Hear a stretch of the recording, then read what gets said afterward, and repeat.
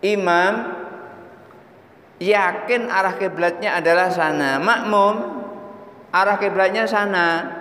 Beda keyakinan arah kiblat juga menjadikan sholatnya tidak sah. Apalagi itu tadi makmumnya sholat di belakang imam, tapi imamnya itu awalnya adalah munfarid. Warahmatullahi wabarakatuh.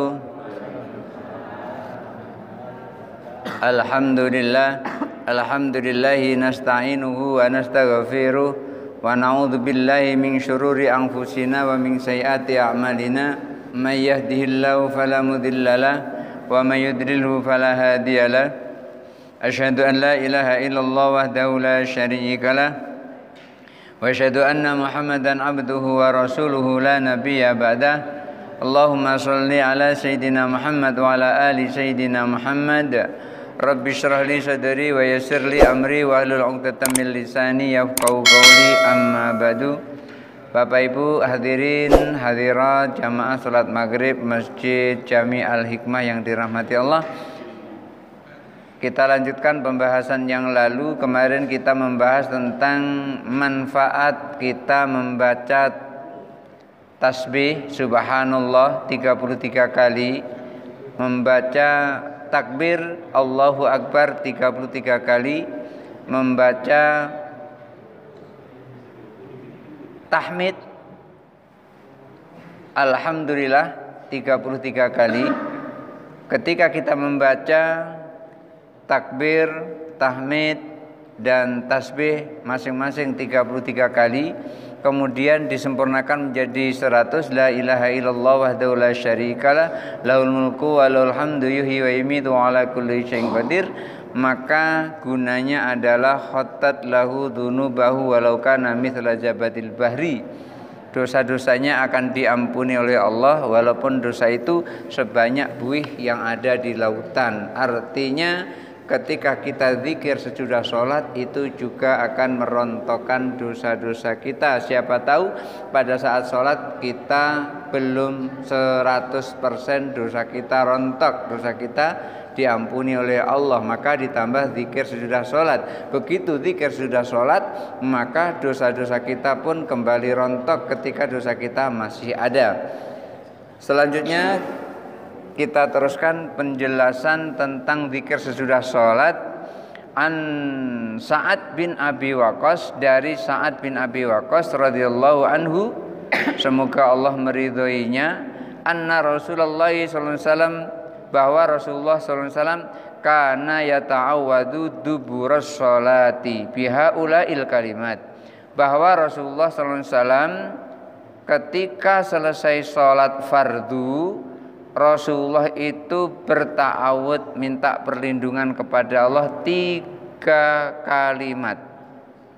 Rasulullah minta perlindungan kepada Allah dengan 3 kalimat. Apa 3 kalimat itu yang dibaca oleh Rasulullah ketika selesai sholat fardu? Allahumma inni a'udzubika minal jubni. Allahumma inni, ya Allah, sesungguhnya aku a'udzubika, berlindung kepadamu, minal jubni, dari sifat pengecut. Jadi Rasulullah mengajarkan kepada kita selesai sholat itu zikirnya juga Allahumma inni a'udzubika minal jubni, ya Allah, aku berlindung kepadamu dari sifat pengecut. Itu yang pertama. Yang kedua, wa'udzubika min an uradda ila ardalil umri, dan aku juga berlindung kepadamu ya Allah dari aku dikembalikan kepada usia kecil, usia lemah. Maksudnya adalah aku berlindung kepada Allah dari pikun.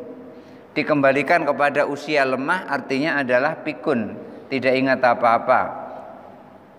Ketika selesai makan, belum kering tangannya, ditanya sudah makan? Belum makan, padahal piringnya aja masih ada di sebelahnya, itu disebut belum makan. Ini piring siapa? Enggak tahu katanya. Itu namanya ardalul umri, umur yang lemah. Umur yang lemah maksudnya adalah pikun. Jadi pertama Rasulullah mengajarkan kepada kita berlindung kepada Allah dari sifat pengecut. Yang kedua, berlindung kepada Allah dari kondisi pikun. Jangan sampai kita ditemukan oleh Allah dengan umur pikun. Dan yang ketiga, wa'udzubika min fitnatid dunya, dan aku berlindung kepada Allah, kepadamu ya Allah, dari fitnah dunia. Wa'udzubika min adzabil qabri, dan aku berlindung kepadamu ya Allah dari siksa kubur. Inilah 4 kalimat yang dibaca oleh Rasulullah setelah selesai sholat fardu. Allahumma inni a'udzubika minal juban wa a'udzubika min an uradda ila ardalil umar wa a'udzubika min fitnatid dunya wa a'udzubika min adzabil qabri. Hadis ini diriwayatkan oleh Imam Bukhari. Jadi Rasulullah itu ketika zikir sesudah sholat tidak itu terus. Artinya tidak dipastikan oleh Rasulullah harus itu, tetapi banyak sekali zikirnya. Lain hari zikirnya bisa berbeda. Oleh karena itu ketika sahabat meriwayatkan zikirnya Nabi sesudah sholat, itu banyak sekali, tidak satu zikir, tadi macamnya banyak. Di antaranya adalah zikir-zikir yang biasa kita lakukan itu. Tapi ada juga kita melakukan zikir itu tidak mengikuti di sini, ada juga. Karena kita berzikir kan semampu kita. Mampu kita seperti itu ya, seperti itu kita lakukan. Kalau mengikuti ini semuanya, maka nanti akan sangat lama sekali ketika kita selesai sholat itu. Oleh karena itu kita melakukan zikir sesuai dengan kemampuan kita. Jangan sampai memaksakan harus seperti itu. Oleh karenanya Rasulullah tidak memerintahkan kalau kalian berzikir harus seperti yang aku zikirkan, tidak begitu. Tapi Rasulullah cuma memerintahkan setiap kali selesai sholat berzikirlah, cuman itu. Oleh karena itu zikir sesudah selesai sholat itu banyak sekali macamnya. Wa an Ali bin Abi Thalib radhiyallahu an, riwayat dari Ali bin Abi Thalib radhiyallahu an, qala, ia berkata, Imam Ali itu juga meriwayatkan, artinya beliau pernah ikut berzikir bersama Rasulullah selesai sholat. Karenanya beliau meriwayatkan, karena Rasulullah SAW idza sallama minas sholati, Rasulullah SAW ketika telah melaksanakan salam sholat, artinya udah selesai sholat, qala, Rasulullah itu berdoa selesai dari sholat udah assalamualaikum warahmatullahi wabarakatuh, Rasulullah itu mengucapkan Allahumma ghafirli ma qaddamtu wa ma akhartu wa ma asrartu wa ma a'lantu wa ma asraftu wa ma anta a'lamu bihi minni antal muqaddimu wa antal muakhiru la ilaha illa anta. Itu juga diucapkan oleh Rasulullah ketika selesai salam, artinya ketika wirid sesudah sholat fardu. Rasul sampaikan, Rasul ajarkan kepada kita, Allahumma ghafirli, ya Allah ampunilah dosaku, ma qaddamtu, dosa yang telah lalu, wa ma akhartu, dan dosa yang belakangan, dosa yang dulu dan dosa yang belakangan, wa ma asrartu, dosa yang aku tidak tahu, wa ma a'lantu, dan dosa yang aku tahu, wa ma asraftu, dan dosa yang berlebihan, wa ma anta alamu bi minni, engkaulah yang lebih tahu daripada aku. Ketika Rasulullah selesai sholat, doanya adalah, ya Allah ampunilah dosaku yang dulu dan yang sekarang dan yang akan datang, dosa yang aku tahu dan dosa yang tidak aku tahu. Karena kadang-kadang kita itu melakukan dosa tapi kita nggak sadar, kita nggak tahu. Apa contohnya? Contohnya begini, ketika jalan itu halus kemudian terus dikasih penghalang, artinya orang yang jalan itu akan terhalang oleh penghalang tersebut. Katakanlah namanya polisi tidur mengganggu. Padahal a'lal iman yang paling tinggi adalah qaulu la ilaha illallah Muhammadur Rasulullah. Iman yang paling tinggi itu adalah la ilaha illallah. Kemudian iman yang paling rendah, wa asfalul iman yang paling rendah adalah adna minat tariki, artinya menghilangkan duri dari jalan, menghilangkan penghalang dari jalan. Ketika ada paku, ada baut di jalan, kita pinggirkan, itu adalah selemah-lemahnya iman.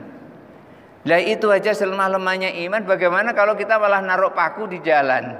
Itu artinya nggak punya iman. Sementara orang meninggal masuk ke dalam surga itu lantaran membawa iman. Orang tidak akan pernah masuk surga kalau dia tidak membawa iman. Artinya meninggal tanpa iman dia tidak akan masuk ke dalam surga. Ulama menjelaskan dari hadis Rasulullah SAW, iman yang paling tinggi adalah mengucapkan la ilaha illallah, dan yang paling rendah menyingkirkan diri dari jalan. Berarti kalau kita meletakkan penghalang di jalan, itu berarti kita nggak punya iman. Masya Allah, ketika ada orang meletakkan penghalang dari jalan, kemudian setelah itu meninggal, apa yang akan terjadi? Memang Rasulullah pernah menyampaikan, la yadkhula ahadukumul jannata bi'amalikum. Kalian tidak akan pernah masuk surga dengan amal kalian. Kemudian sahabat bertanya, wala anta ya Rasulullah, demikian juga engkau ya Rasul, tidak masuk surga karena amal?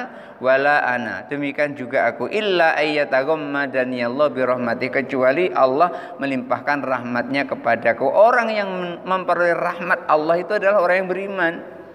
Orang kalau tidak beriman tidak akan memperoleh rahmat Allah. Pasti itu. Abu Jahal itu nggak memperoleh rahmat Allah itu karena dia tidak beriman. Abu Lahab juga begitu.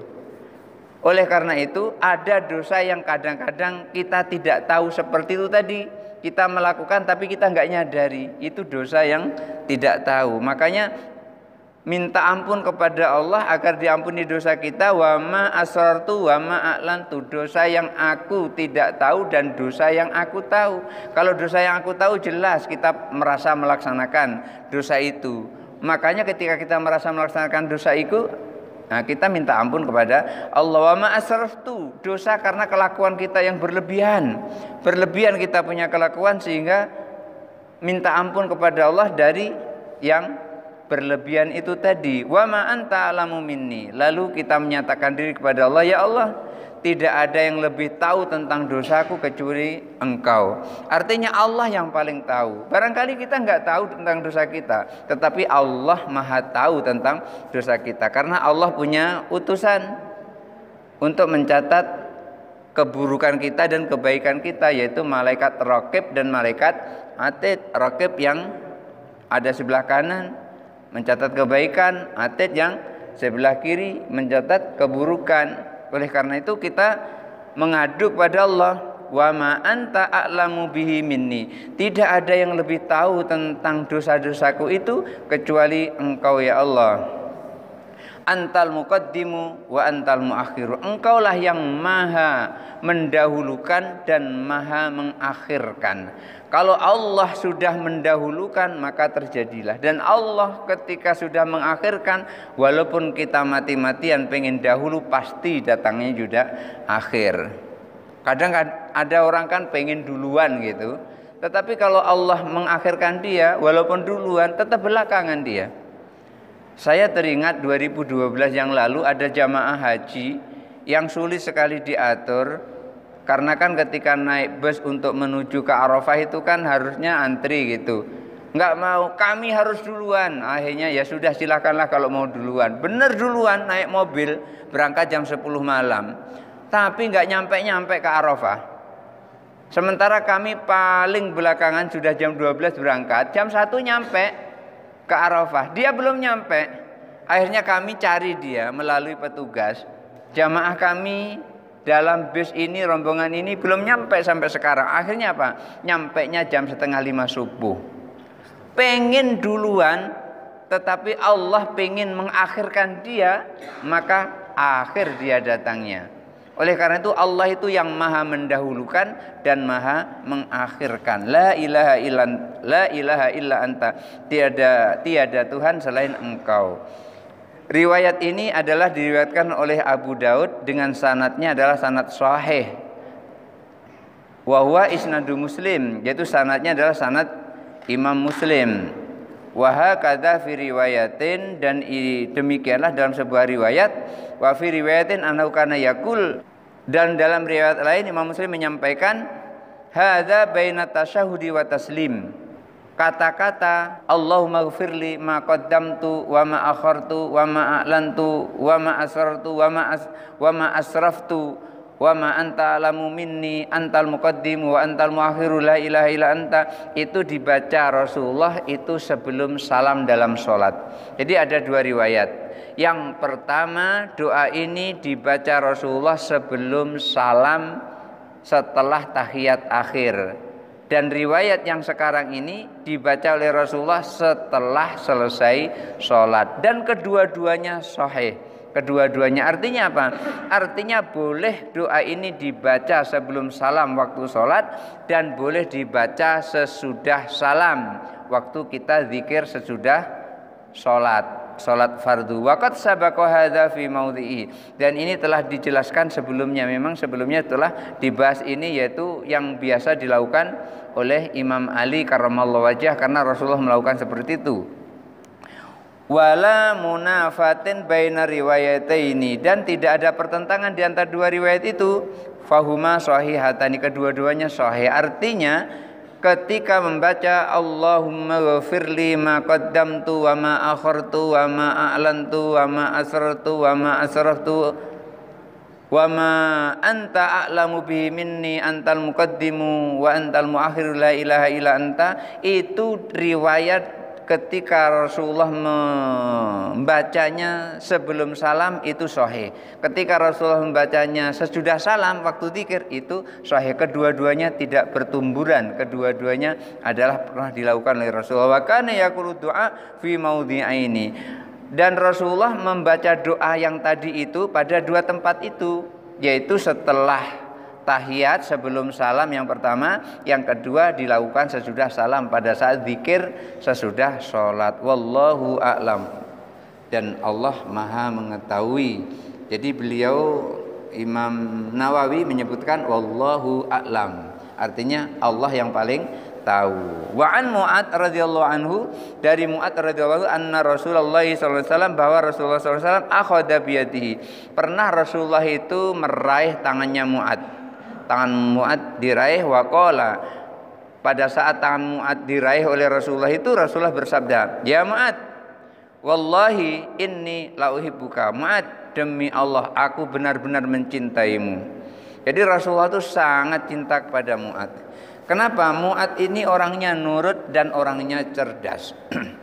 Ketika Mu'ad itu diutus ke daerah Yaman, pada saat itu Mu'ad ditanya oleh Rasulullah, kaifa tahkum, bagaimana kamu menghukumi kalau ada satu masalah? Mu'ad mengatakan, ahkumu bi kitabillah, aku menghukuminya dengan Al-Qur'an. Kemudian Rasulullah tanya, wa in lam tajid, kalau kamu tidak mendapatkannya itu di dalam Al-Qur'an, bagaimana kamu menghukumi? Ahkumu bisunnati Rasulillah, aku menghukumi dengan sunnah Rasulnya, yaitu dengan hadis. Kalau seandainya di Al-Quran tidak ada, di hadis tidak ada, baru ajtahidu bira'yi, aku akan menghukumi dengan kesungguhanku, dengan pendapatku. Artinya apa? Ini merupakan kias bahwasanya bolehnya berijtihad, tapi tidak boleh bertentangan dengan Al-Quran dan hadis. Orang berijtihad boleh. Oleh karena itu ini dipraktekkan oleh Imam Hanafi dengan ijtihadnya, kemudian terus membentuk madhab Hanafi. Imam Malik akhirnya membentuk madhabnya dengan madhab Maliki. Imam Syafi'i beristihad dengan istihadnya, akhirnya terbentuk madhab Syafi'i. Imam Ahmad bin Hambal membentuk ijtihadnya sehingga terbentuk madhab Hambali. Jadi Rasulullah itu sangat cinta kepada Mu'ad sambil meraih tangannya, karena Mu'ad ini dinilai oleh Rasulullah termasuk orang yang cerdas ketika memutuskan sesuatu. Maka Rasulullah sampaikan, wallahi inni lauhibbuka, demi Allah aku sungguh mencintaimu, wa usika, dan aku akan memberikan wasiat kepadamu, ya Mu'ad, wahai Mu'ad, la tada'na, ini menggunakan pakai apa namanya taukid ya. La tada'hunna dubura kulli sholatin. Jangan engkau sekali-kali meninggalkan setelah selesai sholat. Apa yang ditinggalkan? Taqulu, ucapan atau doa, Allahumma a'inni ala dzikrika wa syukrika wa husni ibadatik. Rasulullah pesan kepada Mu'adz agar jangan sampai ketika sholat 5 waktu itu melupakan doa ini. Allahumma ya Allah, a'inni ala dzikrika, tolong aku ya Allah agar aku bisa berzikir kepadamu. Wa syukrika, dan tolong ya Allah aku bisa bersyukur kepadamu. Wa husni ibadatik, dan tolong ya Allah agar aku menjadi hambamu yang paling bagus. Jadi ini dipesan oleh Rasulullah kepada Mu'adz, jangan sesekali engkau melupakan doa ini ketika selesai sholat. Allahumma a'inni ala dzikrika wa syukrika wa husni ibadatik. Riwayat ini diriwayatkan oleh Abu Daud dan Imam Nasai bi isnadin sahihin, dengan sanadnya adalah sanad yang sahih. Baik, sampai di situ saja dulu. Pertanyaan kayaknya itu agak banyak ya.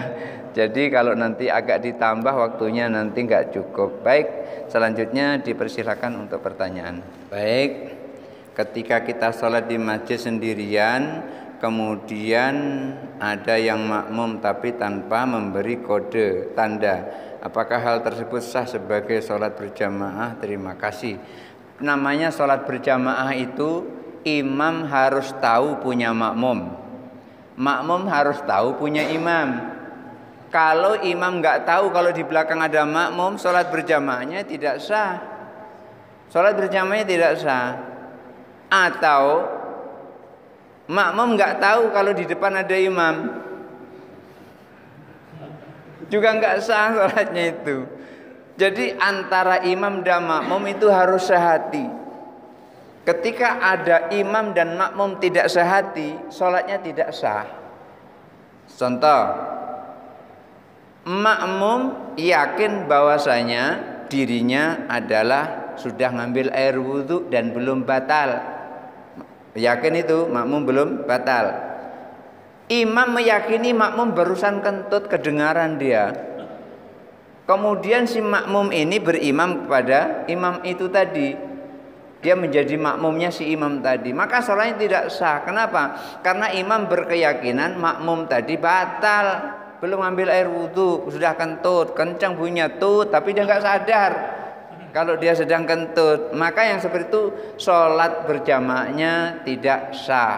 Atau sebaliknya, imam yakin arah kiblatnya adalah sana, makmum arah kiblatnya sana, beda keyakinan arah kiblat juga menjadikan sholatnya tidak sah. Apalagi itu tadi makmumnya sholat di belakang imam, tapi imamnya itu awalnya adalah munfarid, imam sendirian. Artinya dia sholat sendirian, bukan sholat jadi imam. Oleh karena itu biar makmum tahu jadi imam, maka dikasih kode. Kasih kodenya apa? Umpamanya disentuh bahunya. Kalau nggak disentuh bahunya mungkin ya apanya lah dicuil gitu. Yang penting memberitahu kepada imam kalau mau makmum. Kalau seandainya itu enggak, itu ya lo ngomong juga enggak apa-apa, ngomong aku makmum ya, umpamanya kayak gitu ya, umpamanya, karena enggak tahu caranya. Aku ini makmum nih, aku sholat di belakangmu. Nah, baru sholli fardhul maghribi atau sholli fardhul zuhri, enggak apa-apa, enggak batal sholatnya si makmum tadi, enggak batal karena ngomongnya belum sholat. Tapi kalau imam jawab yo begitu, batal sholatnya. Batal. Aku makmum ya? Yo. Batal salatnya. Yang seperti itu. Artinya ketika kita sholat, makmum dengan imam harus sama-sama tahu. Imam harus tahu punya makmum, makmum harus tahu dia sedang berimam. Kalau tidak maka sholatnya dia tidak sah. Berikut.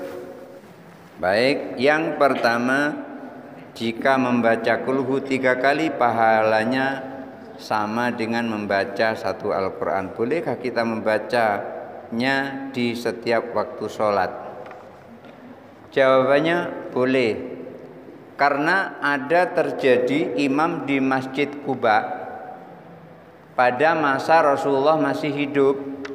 Itu ketika dia membaca ayat Al-Quran itu selalu membaca Qul huwallahu ahad Allahus samad lam yalid walam yulad walam yakul lahu kufuwan ahad. Terus membaca itu sampai makmum bosan. Itu terus yang dibaca. Akhirnya ada yang ngadu kepada Rasulullah, ya Rasul, imam kami ini kayaknya kekurangan bendahara ayatnya. Kulhu terus yang dibaca setiap kali. Akhirnya orang tadi dipanggil oleh Rasulullah. Benarkah yang disampaikan orang itu kalau kamu jadi imam selalu membaca Qul huwallahu ahad?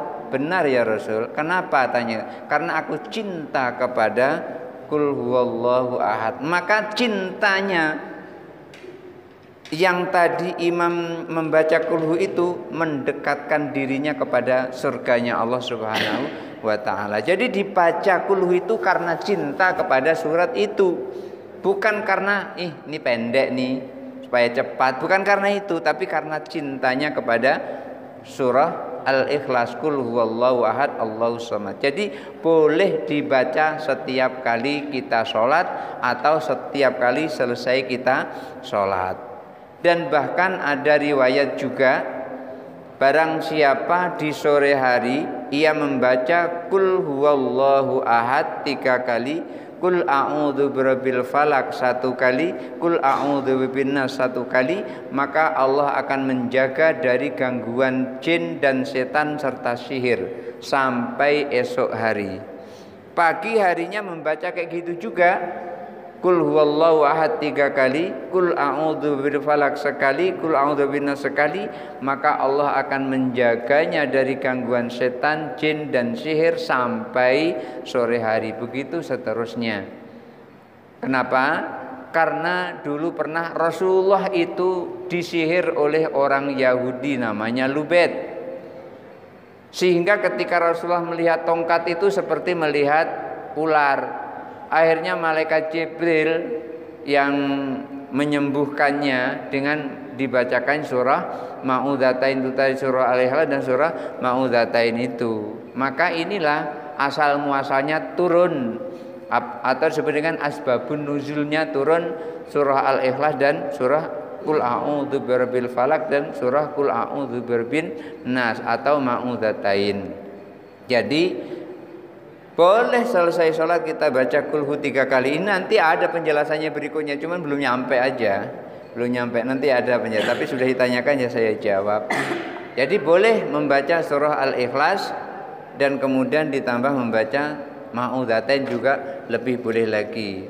Itu hanya mendapat pahalanya seperti membaca satu Al-Quran. Bagaimana kalau membaca benar-benar satu Al-Quran? Itu lebih banyak lagi karena di dalamnya ada qalbul Quran, ada Qul huwallahu ahad, lebih banyak lagi. Oleh karena itu inna likulli syai'in qalbun wa qalbul Qur'ani Yasin. Setiap sesuatu itu pasti punya jantung dan jantung Al-Quran itu adalah Yasin. Makanya kita sering membaca Yasin. Jadi istilahnya Mbah Kiai Ghafur itu Al-Quran diperes itu jadi surah Yasin. Surah Yasin diperes itu jadi surah Al-Fatihah. Surah Al-Fatihah diperes jadi Basmalah, Bismillahirrahmanirrahim. Artinya intisari semuanya itu berada pada Bismillahirrahmanirrahim. Oleh karena itu beliau sering mengajarkan kepada santri-santrinya, siapa yang membaca Bismillahirrahmanirrahim 786 kali, maka kesulitan apapun yang dihadapinya nanti Allah akan kasih jalan keluar. Ketika kesulitan terhadap dirinya, kesulitan ekonomi, dibaca itu nanti Allah akan berikan jalan keluar. Dan itu sudah saya praktekkan dan sudah diberi jalan keluar oleh Allah tentang kesulitan ekonomi. Sampai-sampai membeli susu anak saja nggak sanggup karena kesulitan ekonomi. Begitu dibaca seperti itu, Allah gerakkan kaki ini kemanapun pergi itu ketemu dengan orang baik.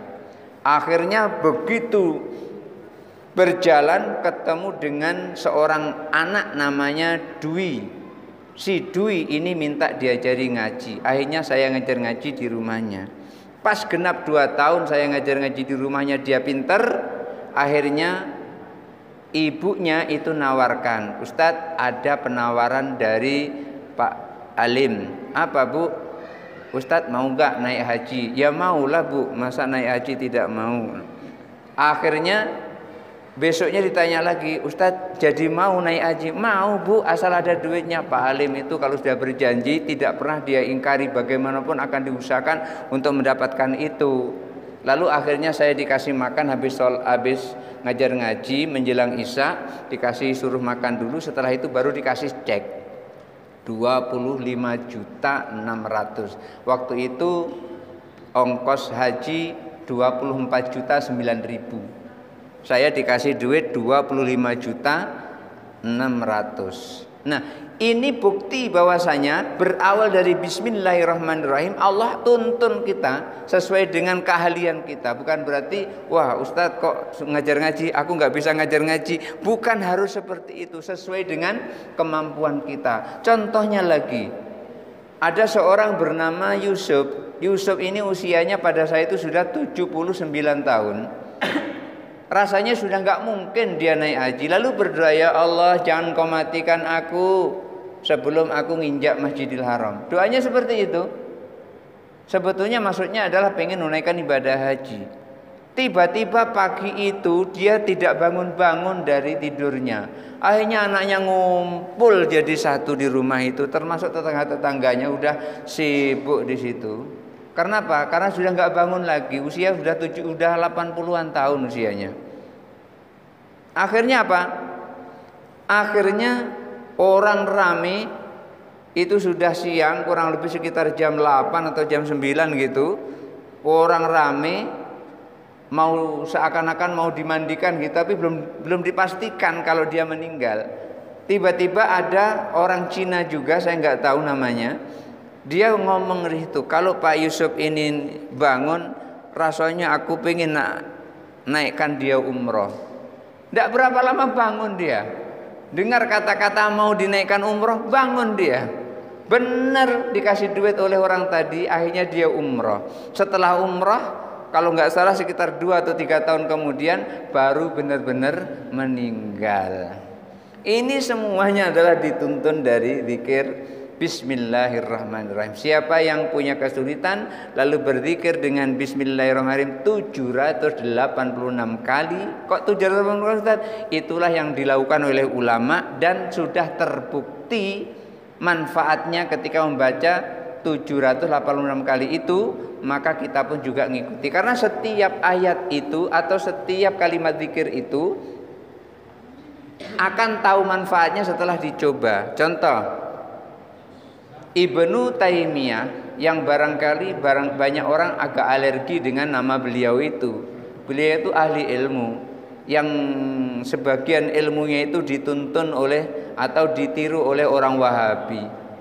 Beliau itu ketika masuk waktu subuh, azan subuh, setelah selesai azan, beliau berwirid, ya hayyu ya qayyum la ilaha illa anta, ya hayyu ya qayyum la ilaha illa anta, ya hayyu ya qayyum la ilaha illa anta. Itu dipraktekkan setiap antara sholat, antara azan subuh dengan qomat itu 40 kali.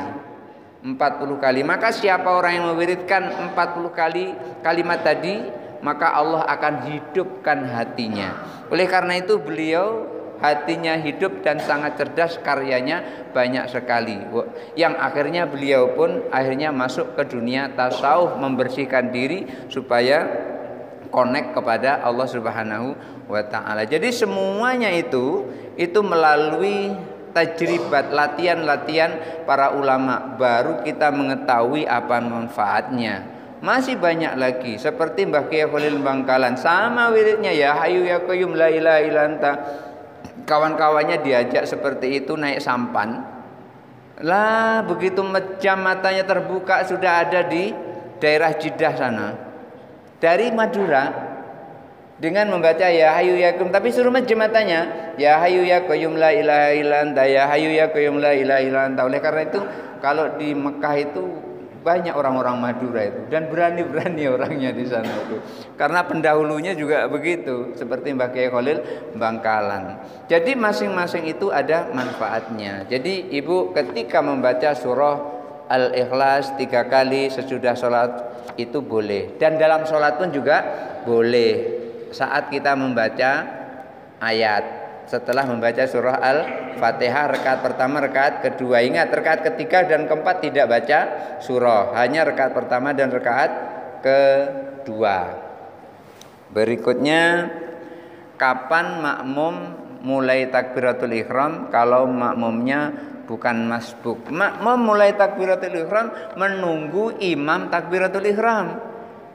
Jangan imam belum takbiratul ihram sudah Allahu Akbar baru imam Allahu Akbar. Enggak sah salatnya seperti itu. Batal salatnya. Kenapa? Mendahului imam. Belum mulai salat sudah duluan.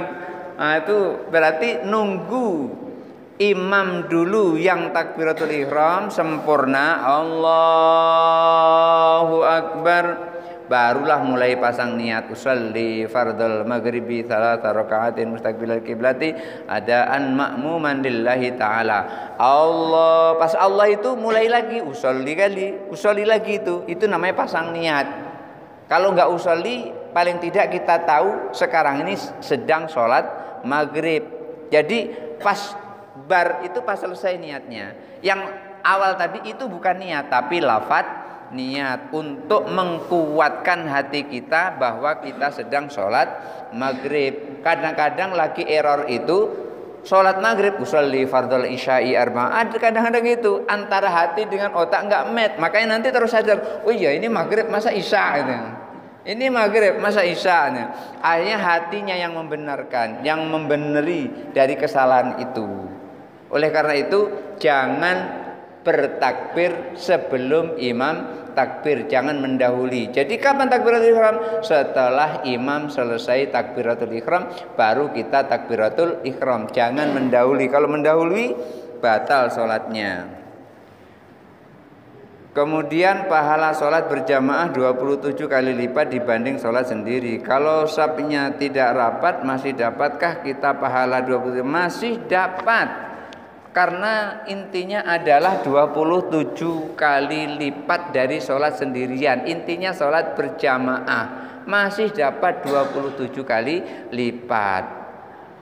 Kalau safnya rapat atau renggang, itu ukuran rapat kan kita yang tahu ukurannya.